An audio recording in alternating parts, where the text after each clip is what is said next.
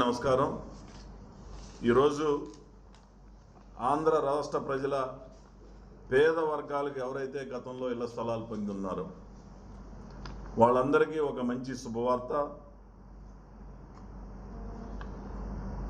మన గౌరవ ముఖ్యమంత్రి నారా చంద్రబాబు నాయుడు గారు GOMS నెంబర్ 306 రూపంలో గతంలో అన్న ఎన్టీ రామారావు గారి దగ్గర నుంచి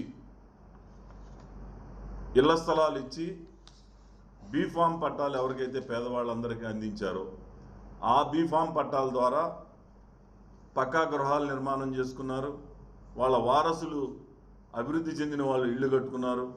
కానీ ఆ ఆస్తులపైన ఇప్పటికీ ఎటువంటి హక్కులు లేకపోవటం వలన, అంటే పిల్లల చదువులు చదువుకోవటానికి కానీ, కుటుంబ అవసరాలకి ఇతరులకు అమ్ముకోవటానికి కానీ, లేకపోతే బ్యాంకు లోన్లు తీసుకోవటానికి కానీ ఎటువంటి రైటు లేని ఆ పట్టాలతోటి ఇప్పటిదాకా ప్రజలందరూ కూడా ఇబ్బంది పడ్డారు. ఇప్పుడు ఈ GOMS నెంబర్ 306 రూపంలో ఎవరైతే ఇంటి పట్టా పొంది ఉండి గత ప్రభుత్వాల్లో మరి చాలా గ్రామాల్లో హౌసింగ్ కాలనీలు ఎవరైతే ఇల్లు లేని పేదవాళ్ళందరికీ ఇళ్ల స్థలాలు కేటాయించారో వాళ్ళందరికీ 10 సంవత్సరాల క్రితం ఇంటి పట్టా ఉండి ఇంటి పన్నులు వాళ్ళు కనుక వారసులు అయి ఉంటే అది డైరెక్ట్గా రిజిస్టర్ ఆఫీస్కి వెళ్ళి రిజిస్ట్రేషన్ హక్కు కల్పించడం జరిగింది. ఇది నిజంగా పేదవారికి ఒక వరం అని చెప్పి ఈ సందర్భంగా ముఖ్యమంత్రి నారా చంద్రబాబు నాయుడు గారికి మరీ ధన్యవాదాలు కూడా తెలియజేస్తా ఉన్నాం.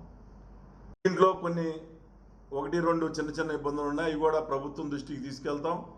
ఇంకా చేతులు మారిన పట్టాలకు కూడా హక్కు కల్పించమని చెప్పేసి ముఖ్యమంత్రి గారిని తప్పకుండా కోరుతాను.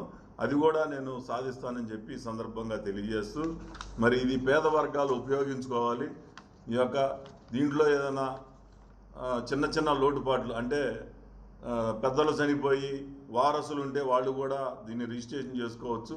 కానీ ఆ వారసత్వం అనేది కొడుక లేకపోతే వాళ్ళకి పిల్లలు లేకపోతే ఎట్లా వచ్చింది ఏంటి అనేది ప్రైవేట్ ప్రాపర్టీకి ఏ విధంగా అయితే లెగాలిటీ ఉంటుందో దీనికి అదే విధంగా లెగాలిటీ ఉందే తప్పితే దీంట్లో కొత్తగా నిబంధనలు ఏమీ పెట్టలేదు, కఠిన నిబంధనలు ఏమి పెట్టలే.